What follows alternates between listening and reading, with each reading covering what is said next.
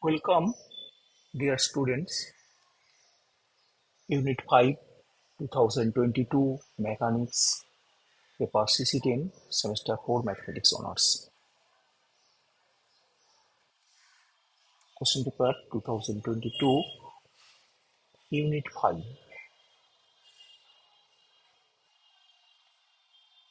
Question 7a. 1. A gun of total mass M tons, free to recoil horizontally, fires a shot of mass m tons if the gun is fired with the barrel inclined at an angle alpha to the horizontal. Prove that the shot is actually projected at an angle tan inverse this to the horizontal.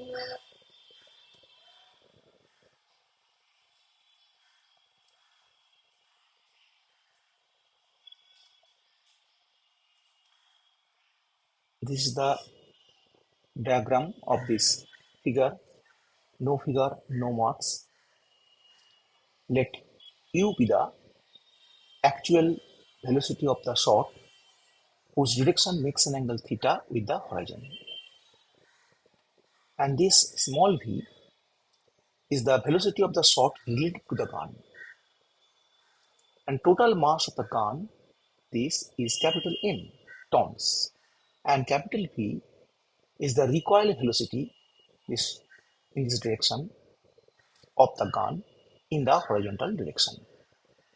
From the principle of conservation of linear momentum in horizontal direction, we get the small m is the shot, mass of the shot. So mu cos theta, this mu cos theta in this direction, and this equals to capital M into capital P in this direction, opposite direction. So this minus this equal to 0.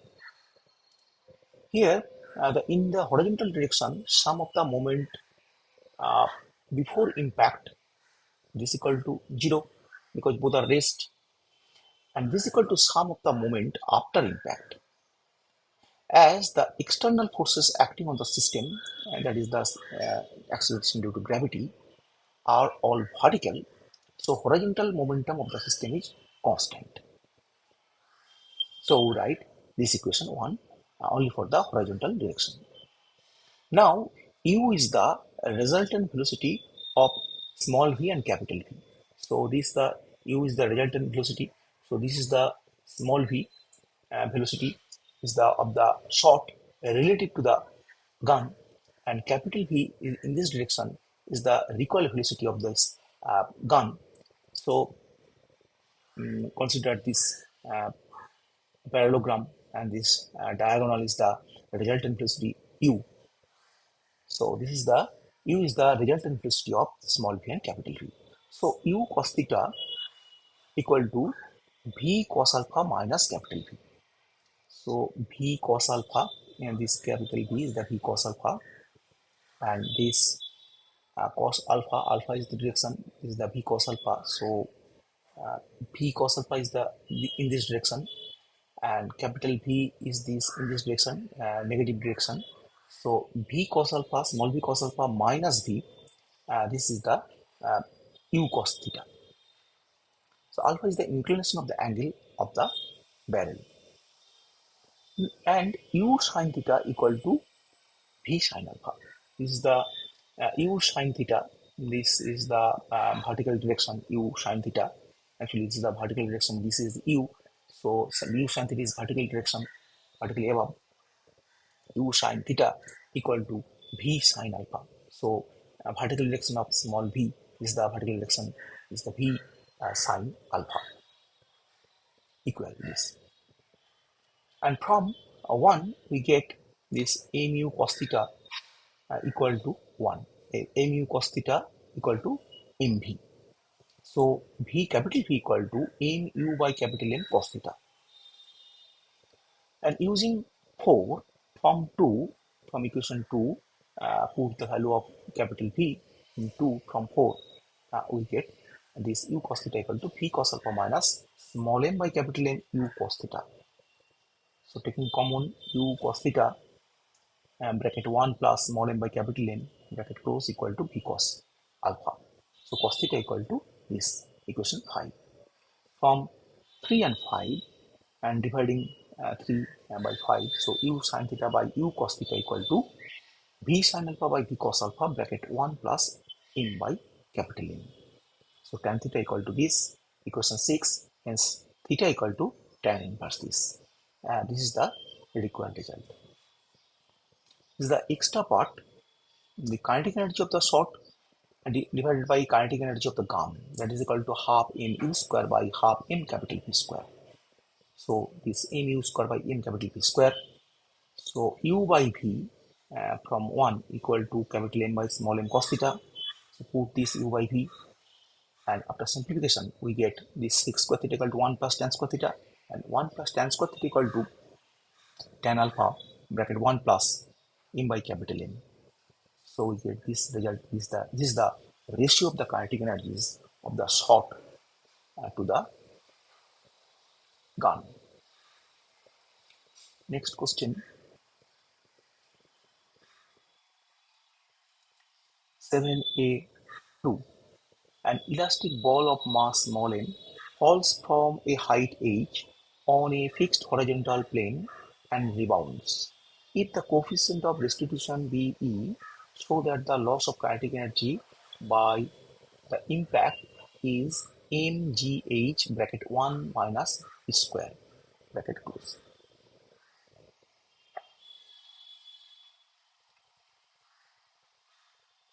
Let this u and v the respective velocities of the ball before and after impact with the plane.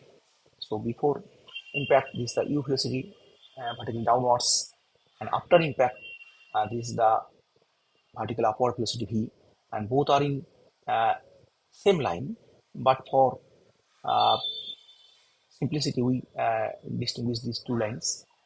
This before and after impact with the plane. So v equal to E into u by Newton's experimental law.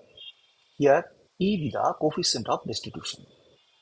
As the ball falls from the height small h, and then we get u square equal to 0 plus half 2gh, because the formula, we have the formula u square equal to u square plus twice a is the acceleration, final velocity, u is the initial velocity, h is the distance. Here is the final velocity is here u, and this ball starts from rest from this height h, so u equal to 0, and a is the vertical downwards acceleration due to gravity acceleration this, and h is the height h.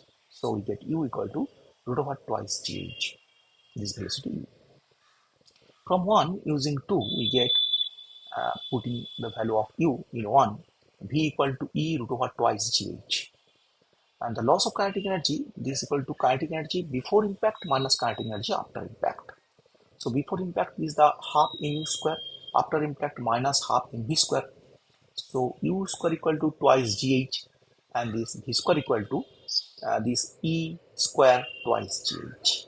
So taking common mgh into bracket 1 minus e square. This proves the result. Next question, question 7b is 1. State the principle of conservation of linear momentum for a mini particle system.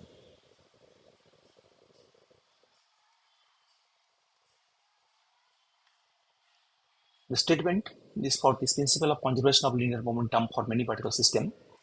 In any motion of a system, the rate of increase of its linear momentum is equal to the total external force acting upon it.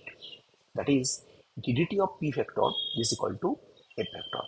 This f vector is the total external force acting on the system S, many particle system S, and p vector is the linear momentum of the system.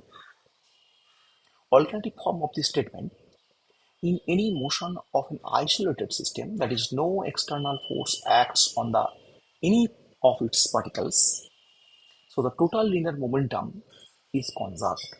That is, if f vector is 0, no external force here, so ddt of p vector equal to 0. So p linear momentum is the system, linear momentum of the system is constant. Question 7b2.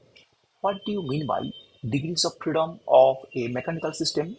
What is the number of degrees of freedom of a simple pendulum moving in a vertical plane? Degrees of freedom definition is the minimum number of independent variables required to fix the position and the configuration of a dynamical system which are compatible with the given constants is called the number of degrees of freedom of the system. Now, second part of this question is the simple pendulum. Consider a simple pendulum of is the bob point mass is P with coordinates xy, this vertical plane xy plane, and this point of suspension O is fixed fulcrum this O. Let OP is the length of this string OP. So this O is 0, 0, and this coordinates P is xy. So this distance x square plus y square equal to L square. This is only one constant equation here. The number of degrees of freedom equal to twice n minus k for two-dimensional system. N is the number of particles here. Number of particles is p, only one particles because O is fixed point. So this 2n minus k is 1. So this is the 1. So degrees of freedom of a simple pendulum is 1. Next question 7b3. If a rocket originally of mass M ejects a mass M by n per unit time with relative velocity V, and if m by k is the mass of the case and allied objects in the rocket, so that it can be not rise vertically at once unless v greater than mg. Now we first derive the equation of motion for a rocket under gravity. Initially, at time t equal to 0, the rocket and its fuel have combined mass m0 and moving with the constant velocity v0. And this is the figure. This at time t0, this total mass is m0, body and fuel, and the initial velocity is v0 at time t0, vertically upwards, moving vertically upwards. Next, at time t0, the motors are started and fuel products are ejected backwards with speed u relative to the rocket. So u is direction is vertically downwards. Velocity of u this vertically downwards. So we write here minus u. So this relative to the rocket. The fuel burn continues for a time capital T. Say this total time capital T. And let m small m, the function of t, mt, be the mass of the rocket and its unburned fuel after time t. After time t, any time t, arbitrating t, the mt is the mass of rocket and unburned fuel. Then mt is a decreasing function of t, and rate of ejection of mass, that is fuel, etc., at time t equal to minus ddt of m, that is minus m dot. After some time tau into the burn, this tau this less than equal to capital T. Obviously, this sometime tau, the rocket and unbound fuel have mass m tau. At some time tau, its velocity v tau. Velocity v tau. So this is sometime tau. This unbound rocket and mass is m tau at time tau, and velocity v tau vertically upwards. And then this v tau, consider the element of fuel that was ejected in the time interval t to t plus delta t. At the time t, mass of this rocket and unbound fuel is mt, and corresponding velocity is vt. So some dt is delta t is very small time. So t, t plus delta t, during this interval, the element of fuel that was ejected in the time interval this, and this has the mass minus m dot dt. This bracket t means the m dot is a function of t. So m dot dt is the eject the fuel within the time interval, short time interval, infinitesimal time interval dt, actually delta t, and its forward velocity at the instant of ejection was Vt minus u. At the time t is the velocity Vt, and the fuel in the downward direction is Vt is the upward direction, and u is the downward direction. So this minus. So this forward velocity of this fuel is Vt minus u. So at time t, this the fuel, burned fuel, and etc. This the mass is this minus m dot dt, and this upward velocity Vt minus u. Vt minus u. The linear momentum of this fuel element. So this v means Vt minus u. This the mass, this minus m dot v minus u into dt. During this time interval, this linear momentum is this. And this m dot dt is the mass, and this velocity is Vt. So mass into velocity is the linear momentum of the fuel, bottom fuel. And the total linear momentum during this interval from 0 to tau, this minus integration 0 to tau m dot v minus u dt. So from the beginning to the and the time up to time tau, the total fuel burned in this interval is this. Linear momentum is this. Total linear momentum is this. The initial linear momentum is m0 v0. This initial mass is this. Initial velocity is v0. And final linear momentum is this. M tau v tau is the mass of this rocket and the unburned fuel, and this minus this integration 0 to tau m dot v minus u dt is actually burned fuel during the time 0 to tau. So this is the final linear momentum. So change in linear momentum in time 0 to tau in upward direction, this final linear momentum minus initial linear momentum. So this is equal to this, and we can write this equal to 0 to tau ddt of mv minus m dot v minus u dt, because this after integration, this integration dt is mv, and this integration mv is the limit from 0 to tau. So when tau m tau v tau, and when minus 0 for 0 time t equal to 0, this m0 v0. So we can write this. So this is the change in linear momentum in the upward direction in the time during the time interval 0 to tau. Now the impulse of the weight mg, this m is a function of t, and g is the acceleration due to gravity. So this impulse is the total impulse is the upward direction. So this during the interval 0 to tau, and this minus integration 0 to tau mg dt. This m is not constant. This m is a function of t. So this is the upward direction impulse is this. Actually, this is the downward direction impulse for g, but negative sign is the for upward direction this. Hence, by the principle of conservation of linear momentum for a system of particles, this change in linear momentum equals to the impulse of this for external forces this. So we write this, and this integration limit 0 to tau is arbitrary for arbitrary choice of tau within the burn time capital T, 0 to capital T. This tau must lies between 0 less than equal to tau less than equal to capital T. This capital T is the total fuel burn continuous for a time capital T, total capacity capital T.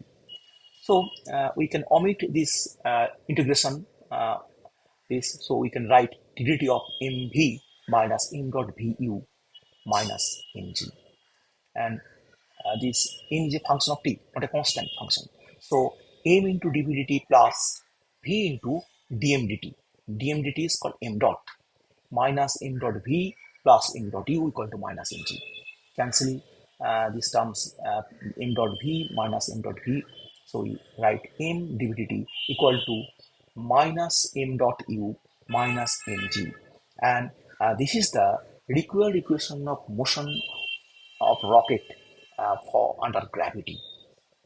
Now for our problem, given problem, this is the originally mass capital M. mass of the rocket. So actually, this m0 actually is the mass of capital M, and the ejected mass m by n per unit time. So per unit time, eject mass, burn fuel, and etc. is m by n. So after time t, this is the this mt is the m minus m by n into t. So initially at time t equal to 0, total mass is a capital M. This is the m0 minus after time t, this is the burnt fuel, etc. So after time t, so m by n into t. So this mt is the mass of the rocket and unburned fuel. So this is equal to m common bracket 1 minus t by n. And therefore m dot, here capital M is constant, but this m is the function of t. So this capital M minus 1 by n. Also u is the capital V in the given problem. This V is the this impermeability with relative velocity V. So actually V is the velocity of the burned fuel, etc. In the downward direction. So we can write this U is actually capital V in our problem. Fuel backward speed, and this is relative to the rocket. So in the rocket equation number 1, we put here small m equal to capital M bracket 1 minus t by n, and put here m dot equal to capital M in bracket 1 minus 1 by n, and u equal to capital V, and this is the revised equation for our problem. And after simplification, we get ddt of V equal to this capital V by n minus t minus g, and this is the equation, rocket equation for this case, for this problem. Now at time t equal to 0, so this dvdt actually acceleration is equal to v by n minus g, obviously greater than 0. But otherwise, if acceleration equal to 0, then rocket will not rise vertically upwards. So for vertical uprise movement, for vertically upward movement for the rocket, dvdt actually acceleration of this rocket must be greater than 0 at t equal to 0. So v by n minus g greater than 0, that is v by n greater than g, that is capital V is greater than ng, and this is the required condition for uprise movement of the rocket. Next question 7b4. Reduce two body problem into a one body problem. First, to define what is the two body problem. The problem determining the motion of two particles moving solely under their mutual interaction is called the two body problem. This is the two body problem. Actually, this two body problem, the most prominent case for the classical two body problem in the gravitational case. Actually, for astronomical physics, this arising in astronomy for predicting the orbits of objects such as satellite, planet, and stars. Now, we form the equation of motion in two-body problem. Let this mass P1 and P2. Mass P1 is the M1 particle mass, and P2 is the M2, and origin is chosen origin O, this point, moving under the mutual interaction only, no external force here. By Newton's third law, the forces that they exert on each other are equal in magnitude and opposite in direction, and act along the line joining them. Here, the first object P1 is of mass m1 is located at the position vector r1 vector with respect to some origin O, and P2 at the point P2 the mass is m2 with mass m2, and the position vector is r2 vector. And this r1 dash vector and r2 dash vector are the position vector of P1 with respect to the center of mass G. G is the center of mass of this system P1 and P2. And the capital R vector, this is actually OG vector, is the position vector of the center of mass. And R1 dash is the position vector of P1 with respect to G, center of mass. And R2 dash is the position vector of P with respect to center of mass G. Let the particle P1 exerts a force F1 vector on P2. This force F1 vector on P2. By Newton's third law, P2 exerts an equal and opposite force F2 vector, which is equal to minus F1 vector due to Newton's third law. Suppose that there are no other forces in the problem. Now, this F1 vector equal to some Fr in r cap, and F2 vector equal to minus Fr into r cap. So magnitude of these two forces are same, Fr. This r cap, actually r cap means this, r vector is r1 vector minus r2 vector. R vector is this, r vector is this p2, p1 vector. So this r1 minus r2 vector, r1 vector minus r2 vector. So this r is the r1 vector minus r2 vector, and r, magnitude of r is the modulus of r vector, and r cap is the r vector by r. The equation of motion for our two objects for this first particle P1, M1 and d2 dt square r1 vector, the F capital F1 force vector is equal to F r cap. And for the particle P2, this into d2 dt square r2 vector equal to minus F r into r cap. This is the equation of the two body problem. Now we find the equivalent one body problem. Now d2 dt square r vector minus d2 dt square r2 vector is equal to this from 1 and 2 if r by m1 into r cap minus if r by m2 into r cap by 1 and 2. So d2 dt square equal to bracket r1 vector minus r2 vector is equal to common if r cap 1 by m1 plus 1 by m2. So d2 vector dt square d2 dt square r vector, and this is equal to r1 minus r2 vector root r vector is equal to m1 plus m2 by m1 m2 m2. So we can write this mu d2 r dt square equal to f r into r cap. This mu is the m1 m2 by m1 plus m2 is called the reduced mass, and r vector is the p2 p1 vector is the position vector of p1 relative to p2. Thus, in the two-body problem, the motion of p1 relative to p2 is the same as if p2 were held fixed and p1 had the reduced mass mu instead of its actual mass m1. Assume this p1 have the reduced mass mu that is equal to m1 m2 by m1 plus m2. Hence, we get an equivalent one-body problem consisting of a single point object moving in a fixed force field. Thank you for watching this video.